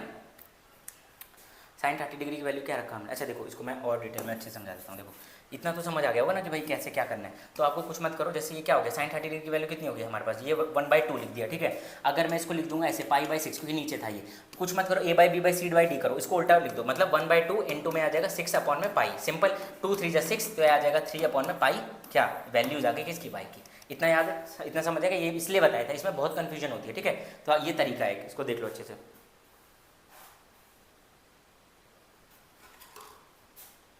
ठीक है। आगे बढ़ते हैं। अब देखो जैसे फाइंड द वैल्यूज ऑफ ये एंगल अप्रोक्सीमेशन है, जब angle sine theta nearly equals to theta, theta कितना है भाई 2 डिग्री, तो ऐसे ही करेंगे ना, और कॉस 3 डिग्री कितना हो जाएगा, ये तो 1 हो जाएगा, और tan 1 डिग्री कितना हो जाएगा 1 डिग्री हो जाएगा, है ना। बट नहीं, ये भी तो अलोन में लिख दिया ना आपने, मतलब ये अकेले लिखी रखी है फिजिकल क्वांटिटी, इसको भी किस में कन्वर्ट करोगे आप रेडियन में, मतलब पाई बाई 180 से मल्टीप्लाई करोगे, ये आ जाएगा पाई बाई 90 रेडियन, ये आंसर है। और इसमें भी क्या आ जाएगा हमारे पास, तो इसका तो आंसर आ जाएगा पाई बाई 180 रेडियन। तो ये तरीका है क्या कि जब भी कोई भी फिजिकल क्वांटिटी अकेले लिखी है तो हमेशा उसको किस में पुट करोगे SI यूनिट्स, ठीक है। अब आगे बढ़ते हैं। देखो एक कन्वर्जन तो मैं बता चुका हूँ, फिर से बता देता हूँ। साइन 90 प्लस थीटा, देखो 90 है तो क्या होगा, फंक्शन चेंज होगा, फंक्शन चेंज होगा तो कॉस थीटा, ठीक है। अब ये कौन सा क्वाड्रेंट है, दिस इज सेकंड क्वाड्रेंट, ये क्या प्रेजेंट है सेकंड में, बिल्कुल, तो पॉजिटिव। क्लियर है। अब साइन 90 माइनस थीटा क्या हो जाएगा, कन्वर्ट हो जाएगा बिल्कुल कॉस थीटा। ये कौन सा क्वाड्रेंट है, फर्स्ट क्वाड्रेंट है, तो फर्स्ट क्वाड्रेंट में क्या साइन प्रेजेंट है, बिल्कुल, वहां तो सारे प्रेजेंट है, तो पॉजिटिव। अब देखो कॉस 270 प्लस थीटा, तो 270 भी तो फंक्शन चेंज करेगा, 90 और 270 चेंज करते हैं, 180 और 360 नहीं करते, तो ये क्या हो जाएगा साइन का थीटा आ जाएगा। अब ये कौन सा क्वाड्रेंट है, दिस इज फोर्थ क्वाड्रेंट, तो क्या फोर्थ क्वाड्रेंट में कॉस प्रेजेंट है, बिल्कुल, तो प्रेजेंट है, तो पॉजिटिव, उस टेबल को देखना वहां प्रेजेंट है, ठीक है। 90 माइनस थीटा, तो फंक्शन चेंज होगा बिल्कुल, क्योंकि यहाँ पे 90 है, या जाएगा साइन थीटा, ये कौन सा क्वाड्रेंट है, दिस इज फर्स्ट, कैसा प्रेजेंट है, बिल्कुल, तो ये पॉजिटिव का। क्लियर है। अब tan pi by 2 plus theta, मतलब 90 प्लस थीटा हो गया ना, फंक्शन चेंज हो जाएगा बिल्कुल, तो ये आ जाएगा क्या cot थीटा। कौन सा क्वाड्रेंट है, दिस इज सेकंड क्वाड्रेंट, क्या टाइम प्रेजेंट है, tan थीटा प्रेजेंट है सेकंड क्वाड्रेंट में, नहीं, साइन थीटा प्रेजेंट है, तो माइनस का cot थीटा। अब देखो ये आ जाएगा 180 माइनस थीटा, 180 ये हो गया, जैसे 90 और 180 माइनस थीटा मतलब सेकंड क्वाड्रेंट, तो फंक्शन तो वैसे भी चेंज नहीं होना, क्योंकि यहाँ पे क्या है हमारे पास 180 है, तो ये आ जाएगा साइन का थीटा। अब क्या ये प्रेजेंट है सेकंड क्वाड्रेंट में, बिल्कुल साइन प्रेजेंट है, तो पॉजिटिव। अब देखो साइन 2 पाई प्लस थीटा, ये फंक्शन चेंज होगा नहीं, क्योंकि 180 360 फंक्शन चेंज नहीं करेंगे, तो ये आ जाएगा साइन थीटा। अच्छा ये कौन सा क्वाड्रेंट है, ये तो ये है ना 360 डिग्री प्लस थीटा, मतलब ये फर्स्ट क्वाड्रेंट है, फर्स्ट क्वाड्रेंट में तो सब प्रेजेंट है, ये भी प्रेजेंट, तो plus tan 80 plus theta, function change नहीं होगा, तो ये आ जाएगा tan थीटा। ये कौन सा क्वाड्रेंट है, दिस इज थर्ड क्वाड्रेंट, अब थर्ड क्वाड्रेंट में तो tan प्रेजेंट है, बिल्कुल, तो पॉजिटिव का tan थीटा। क्लियर है अच्छे से, इसको देख लो एक बार अच्छे से, ठीक है। अब हम आगे बढ़ते हैं।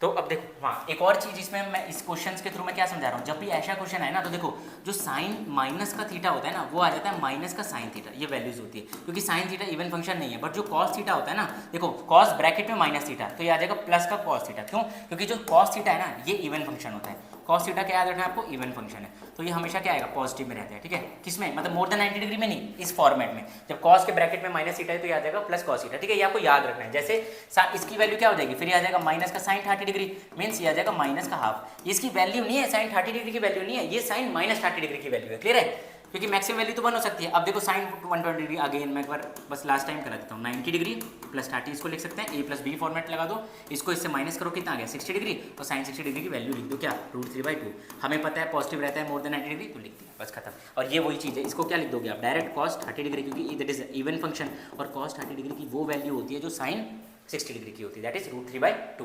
क्लियर इतना, तो ये आपको याद रखने वाली चीज़ें मैं बताता चल रहा हूँ, अगर कॉपी पेन है तो इसको लिखते रहो साथ साथ, ठीक है। अब देखो ये कह रहा है y इक्वल्स टू दे रखा है a sin theta plus b cos theta, then find maximum value of y। तो देखो इसमें आपको क्या याद रखना है, मैक्सिमम वैल्यू y कैसे निकाल सकते हो, कुछ मत करो, रूट में a का स्क्वायर प्लस b का स्क्वायर, ये इसकी मैक्सिमम वैल्यू y की, क्योंकि sin square theta plus cos square theta क्या हो जाएगा, कॉमन लेके 1 आ जाएगा। तो मेन क्या याद रखना था, ये इसकी मैक्सिमम वैल्यू जब भी है ऐसे निकालना है, ठीक है, क्योंकि मैंने दोनों को ही तो बताया भाई, इसकी मैक्सिमम वैल्यू इसकी मैक्सिमम वैल्यू क्या हो जाएगा हमारे पास, sin square theta plus cos square theta 1। अब देखो जैसे ये क्वेश्चन है, इसको कैसे सॉल्व करोगे, जैसे a1/a2 कितना दे रखा है हमारे पास 7/3, अब वैल्यू इसकी पूछी है, तो इसका मतलब ही क्या होता है, जब रेशियो दे रखा होता है ना, इसका मतलब ये कि a1 की वैल्यू हम 7 मान रहे हैं और a2 की वैल्यू कितनी दे रखी है 3, तो कुछ मत करो, इसको पुट कर दो इसमें, a1 की वैल्यू 7 प्लस 3 अपॉन में 7 माइनस 3, तो ये कितना आ जाएगा 10 अपॉन में 4, मतलब 5/2, 2.5। ठीक है, तो ये ऐसे क्वेश्चंस को हम इस टाइप से सॉल्व करते हैं। क्लियर है? अब देखो इससे आई इंटेंसिटी आते हैं ना, तो रूट में i1 प्लस रूट में i2, इसको कैसे सॉल्व करेंगे, फाइंड i1 बाई i2, बहुत दिक्कत होती है।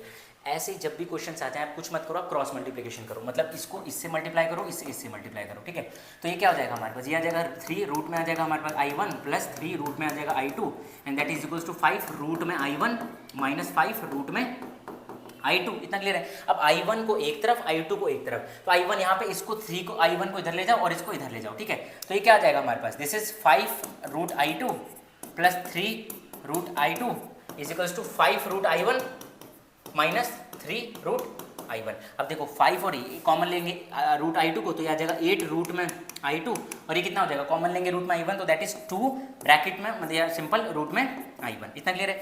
तो हमें क्या निकालना है, हमें तो i1 बाई i2 निकालना है। तो देखो इसको कुछ मत करो, 8/2 यहाँ पे आ जाएगा, ये आ जाएगा रूट में i1 अपॉन में इधर ले आओ रूट में i2।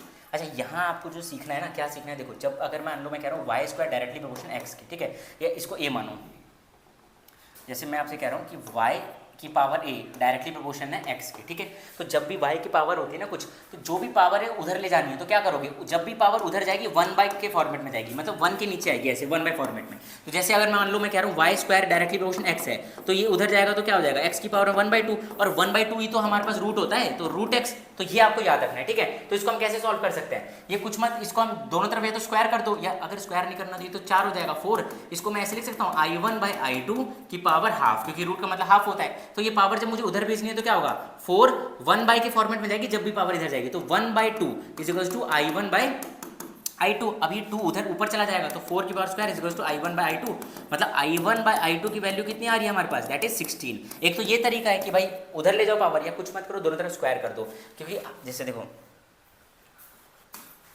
रूट में i1 अपॉन में रूट में i2 इज इक्वल्स टू 4। ठीक है, या तो दो तरीके हैं क्या, एक तो हमारे पास दोनों तरफ स्क्वायर कर दो, तो जब दोनों तरफ स्क्वायर करोगे ना, ये आ जाएगा हमारे पास i1 बाई i2 की पावर कितनी, रूट में और इसका स्क्वायर और इज इक्वल्स टू 4 का स्क्वायर। तो देखो ये जो 2 है ना, जब भी याद रखना, जैसे कुछ x की पावर 1/2 और उसका भी होल स्क्वायर है, तो इस 2 से ये 2 कट जाएगा, तो 2 से ये क्या जाएगा, स्क्वायर कट जाएगा, तो कितना बचा हमारे पास 16 आ गया i1 बाई i2। या जो मैंने आपको तरीका बताया क्या, i1 बाई i2 की पावर क्या मान रहे हैं, हाफ इज इक्वल्स टू 4।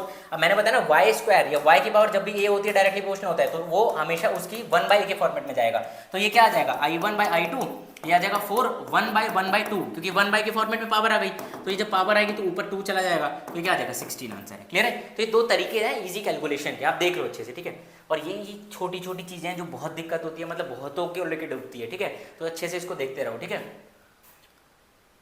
अब देखो फाइंड द वैल्यूज ऑफ, अच्छा ये बाइनोमियल अप्रोक्सीमेशन है, बाइनोमियल अप्रोक्सीमेशन तो पता ही होगा, जैसे 1 प्लस एक्स के फॉर्मेट में जो भी पावर n है, तो इसमें कुछ नहीं होता। जैसे मैं आपसे कह रहा हूँ कि x क्या है, बहुत हमारा लेस देन 1 है, अगर हमारा लेस देन 1 है तो उसका स्क्वायर उससे भी कम आएगा, तो इसलिए हम बाइनोमियल अप्रोक्सीमेशन को क्या ले सकते हैं, इसके पावर हम बाहर मल्टीप्लाई करते हैं, यही हमारा बाइनोमियल अप्रोक्सीमेशन है। अच्छा अगर समझाऊँ तो ऐसे देख लो, जैसे 1 प्लस में आ जाएगा हमारे पास x का होल स्क्वायर, मैंने बता दिया x क्या है, लेस देन 1 है, तो इसको ओपन करोगे क्या, 1 का स्क्वायर प्लस b का स्क्वायर प्लस में 2 टाइम्स ऑफ ab, मतलब ये x, तो ये आ जाएगा 1 प्लस एक्स स्क्वायर प्लस में 2 टाइम्स ऑफ x। मैंने तो बताया ना x बहुत ही कम है, तो इसको नेग्लिजिबल मान के 0 मान लेते हैं, तो ये आ जाएगा 1 प्लस 2x। ठीक है, तो ये आपको याद रखना है क्या, बाइनोमियल थ्योरम। ठीक है, या बाइनोमियल अप्रोक्सीमेशन।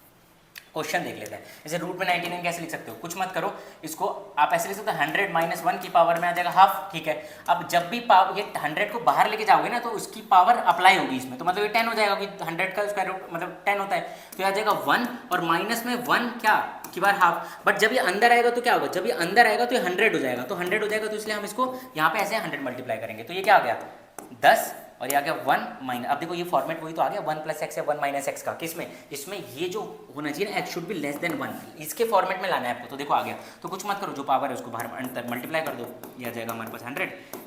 अब देखो ये 10 अंदर ले जाते हैं, अब इसको मल्टीप्लाई करते हैं, 10 माइनस में 10 बाई 200, 10 से 10 कर जाएगा, क्या आ जाएगा हमारे पास 10 माइनस 1 बाई 20। अब इसको सॉल्व करके हमारे पास जो भी वैल्यू आएगी, जैसे ये आएगी ऐसे 199 बाई 20। अब इसको सॉल्व कर लो, 2 9 जा 18, फिर 2 9 जा 18 प्लस 5, मतलब 9.95 आंसर आएगा। ठीक है, तो इसको देख लो अच्छे से, ये भाई बाइनोमियल थ्योरम है, मैं बता तो रहा हूँ।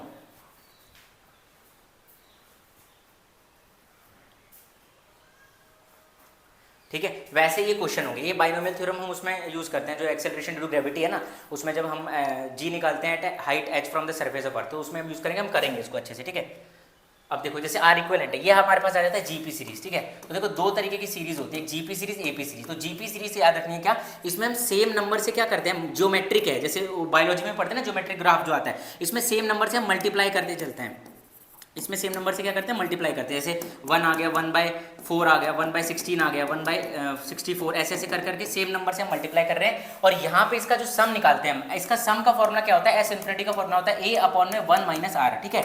अब ये हमारे पास a क्या है, a को हम कहते हैं फर्स्ट टर्म, a क्या है हमारे पास, this is called as first term. और r क्या होता है, r होता है हमारा कॉमन रेशियो, डिफरेंस नहीं है, ये रेशियो है, क्योंकि यहाँ पे हम क्या कर रहे हैं, a2/a1, यहाँ पे तो हम एक नंबर से हम मल्टीप्लाई करते जा रहे हैं ना। एपी सीरीज अरिथमेटिक प्रोग्रेशन, वहाँ पे एक नंबर से हम ऐड करते जाते हैं, जीपी सीरीज ज्योमेट्रिक एक नंबर से मल्टीप्लाई करते जाते हैं, ठीक है। तो फॉर्मूला क्या देना है, s infinity equals to a upon में 1 माइनस आर, और कंडीशन क्या है, r should be less than 1। यहाँ पे देखो r क्या आएगा, 1/4। अब देखो ये क्वेश्चन है, तो इस क्वेश्चन को हम कैसे सॉल्व करेंगे, देखो ये हमें पता है रेजिस्टेंस है, ये दो पैरेलल में, ये चार पैरेलल में, और इसका तो जब पैरेलल में रेजिस्टेंस आता है, जैसे ये तो r है, अब इसका r इक्विवेलेंट जैसे निकालते हैं, तो इसका r इक्विवेलेंट क्या है, r, इसका पैरेलल में सॉल्व करेंगे तो क्या हो जाता है, r/2 हो जाएगा, क्योंकि हम पढ़ेंगे जैसे सीरीज में इक्वल रेजिस्टेंस r में होते हैं, तो उनका जो r इक्विवेलेंट होता है ना, बहुत सारे n टाइम्स ऑफ r होता है। बट यहीं अगर पैरेलल में होते हैं बहुत सारे रेजिस्टेंस, तो उनका जो r इक्विवेलेंट होता है वो r/n होता है, ठीक है। पैरेलल में इक्विवेलेंट रेजिस्टेंस और स्मॉलर देन द स्मॉलेस्ट आता है, और सीरीज में लार्जर देन द लार्जेस्ट आता है, कि ऐड होता जा रहा है, ठीक है। तो ये हमारे पास क्या हो जाएगा, r/4 हो जाएगा, और दिस इज r/8, ऐसे ऐसे करके चलना है। तो इसका हम कैसे मतलब निकाल सकते हैं इसको सॉल्व, तो ये आ जाएगा, r कॉमन ले लिया मैंने, तो ये आ जाएगा 1, जैसे देखो ये था ना r इक्विवेलेंट r प्लस में r/2 प्लस में r/4 प्लस में r/8, ऐसे ऐसे करके था, ठीक है। तो इसको कॉमन क्या लिख सकते हैं, यहाँ पे हाफ आ जाएगा, जैसे पहले तो 1 आएगा कॉमन, फिर आ जाएगा 1/2 प्लस में आ जाएगा 1/4 प्लस में आ जाएगा 1/8, ऐसे ऐसे करके निकाल सकते हैं। तो इसका एस इन्फिनिटी निकालेंगे, क्यों, क्योंकि एक ही नंबर से देखो मल्टीप्लाई होता जा रहा है, किससे, हाफ से, दिख रहा है, इसको हाफ से मल्टीप्लाई करो, इसको हाफ से 1/4, इसको हाफ से 1/8, तो इसका एस इन्फिनिटी निकालेंगे, कितना होता है, a अपॉन में 1 माइनस आर, और a क्या होगा 1 अपॉन में 1, और कॉमन रेशियो कैसे निकालते हैं भाई, दैट इज a2/a1, इसको मल्टीप्लाई करो हाफ अपॉन में 1, दैट इज हाफ। तो इसको सॉल्व कर लो, क्या आ जाएगा, ये आ जाएगा हाफ, तो ये 1, एक में से एक घटाओगे तो हाफ ही तो बचेगा, और ये कितना आ गया हमारे पास आंसर, फिर 2, क्योंकि ऊपर चला जाएगा। ऐसे मान लो सॉल्व आपको कुछ नहीं करना है, इसको बस ये 1 और ये हाफ चला जाएगा, तो ये आ जाएगा हमारे पास ऊपर, ठीक है। तो देखो जो मैंने आपको ये बताया था ना कि जैसे जब भी a/b/c होता है बाई d, तो आपको इसमें कुछ नहीं करना, आपको इसमें तो सिंपल इसको उल्टा करके मल्टीप्लाई करना है। बट जब तीन चीजें होती है ना, a/c मतलब a/b/c, तो आपको कुछ मत करो, a/b × में कर दो c, बस। ये अगर आप दो चीजें याद रख सकते हो ना, तो ये आपको ही बेनिफिट देगी। देखो कैसे, जैसे यहाँ पे भी लिखा था 1/2, तो इसको सिंपल a/b/c के फॉर्मेट में ऊपर ले जाओ 2, तो आंसर आ जाएगा 2। तो हमारा r इक्विवेलेंट का रेजिस्टेंस का फॉर्मूला क्या आ गया, r × में क्या, s इन्फिनाइट, और जिसका क्या था r × में 2, तो आंसर कितना आ गया, 2 टाइम्स ऑफ r, ठीक है। ये समझ आ गया, यही हमारे पास एक जीपी सीरीज है, और एक हमने पढ़ा बाइनोमियल थ्योरम, और जितने भी ट्रिग्नोमेट्रिक फंक्शन है हम उसको हमने सारी चीजों को अच्छे से कंप्लीट कर लिया, ठीक है। जैसे ये नेट ग्रेविटेशनल फोर्स है, ये लास्ट क्वेश्चन कर लेते हैं। देखो ये कह रहा है कि नेट ग्रेविटेशनल फोर्स फाइंड करना है मास m पे, इस m पे, ठीक है। देखो ये इस पे लगेगा, एक ग्रेविटेशनल फोर्स ये इसके बीच लगेगा, इनके बीच लगेगा, इनके बीच लगेगा, ऐसे ऐसे करते करते देखो। तो नेट ग्रेविटेशनल फोर्स का फॉर्मूला क्या होता है, gm² अपॉन में 1 का स्क्वायर प्लस इसके बीच में gm² अपॉन 2 का स्क्वायर मतलब 4, प्लस इनके बीच में gm² अपॉन में 4 का स्क्वायर मतलब 16, इनके बीच में gm² अपॉन में 8 जा 64, ठीक है। अब ये आ गया, और ऐसे ऐसे करते करते इन्फिनिट है। तो देखो कॉमन ले सकते हैं इसमें, क्या, gm² कॉमन ले लो, तो ब्रैकेट में क्या आ जाएगा, ये 1 प्लस में 1/4 प्लस 1/16 प्लस 1/64, और ऐसे करते करते इन्फिनिट। तो मुझे बस ये बताओ ये कौन सी सीरीज है, एक नंबर से मल्टीप्लाई होता जा रहा है, जिसे कहते हैं 1/4, ये तो जीपी सीरीज है भाई। आपको समझ आ रहा है, एक होती है जीपी सीरीज, एक होती है एपी सीरीज। जीपी सीरीज में हम सेम नंबर से हम क्या करते हैं, यहाँ पे सेम नंबर से हम मल्टीप्लाई करते चलते हैं, ठीक है। और जो भी एपी सीरीज होती है, हम यहाँ पे सेम नंबर से हम क्या करते हैं, सेम नंबर से हम एडिशन करते चलते हैं, एडिशन, इसलिए वहाँ पे डी निकालते हैं कॉमन डिफरेंस, यहाँ पे आर निकाल रहे हैं। तो हम इसको कैसे करेंगे, तो ये आ जाएगा gm² × में s इन्फिनिट, ठीक है। अच्छा s इन्फिनिट का फॉर्मूला क्या होता है, a/1 minus r, s infinite a क्या था 1 अपॉन 1 माइनस 1/4, कॉमन रेशियो 1/4 था, and that should be less than 1 होना चाहिए। तो ये क्या आ जाएगा 1, ये आप देखो ये तो पता है ना, ये 4, और ये आ जाएगा हमारे पास 4 में से 1 गया 3। तो इसको कैसे सॉल्व करते हैं, a/b/c, तो कुछ मत करो 4/3। तो हमारे पास यहाँ पे वैल्यू पुट करके हमारे पास net gravitational force on mass m जो कि ओरिजिन पे था, वो कितना आ गया 4/3 gm²। तो ये दिस इज हमारा आंसर। तो समझ आया कैसे हुआ, ठीक है। तो ये कुछ चीजें जो आपको अच्छे से आनी चाहिए भाई, जीपी सीरीज ये सारी जो भी क्लियर करी, ठीक है। क्लियर है, क्वेश्चन ऐसे टाइप के होते हैं। ऐसे ही हम कहाँ पढ़ते हैं, इलेक्ट्रोस्टैटिक्स में पढ़ते हैं, जब चार्ज के कॉम्बिनेशन आते हैं, तो यहाँ पे जीपी सीरीज ही काम आती है, ठीक है। अब रिलेशन ऑफ स्लोप, तो देखो हम नेक्स्ट क्लास में स्टार्ट करते हैं स्लोप। अब थोड़ी छोटी वीडियो बनाऊंगा, थोड़ी ज़्यादा हुई, बट हाँ इसमें सारी चीज़ें जितने भी ट्रिग्नोमेट्रिक फंक्शंस हैं, जीपी सीरीज, एपी सीरीज, ये अच्छे से क्लियर हो गई होगी। तो देखो सब्सक्राइब करो, कमेंट में थोड़ा बताओ कि भाई कैसा लग रहा है कैसा नहीं, तभी थोड़ा मुझे मोटिवेशन भी है अंदर ऐसा पढ़ाने का। तो आई होप आप सभी को अच्छा लगा होगा, तो ज़रूर सब्सक्राइब करो to the channel revolutionary doctor. ऐसी वीडियोस हम और लाते रहेंगे जो आपको ही हेल्प मिले, थोड़ा क्वेश्चन प्रैक्टिस और बढ़ाएंगे, क्योंकि क्वेश्चन के थ्रू रिवीजन था ना ये फॉर्मेट में। अब थोड़ा और शॉर्ट करने का ट्राई करेंगे, बट नेक्स्ट उसमें हम क्या करेंगे, नेक्स्ट में हम स्टार्ट कर रहे होंगे ग्राफ, फिर डिफरेंशिएशन, इंटीग्रेशन, लॉग, ऐसे धीरे धीरे पढ़ते चलेंगे। फिजिक्स का, केमिस्ट्री और बायो का भी लेके आएंगे, ठीक है। So last but not the least, it's okay to not be okay. Thank you.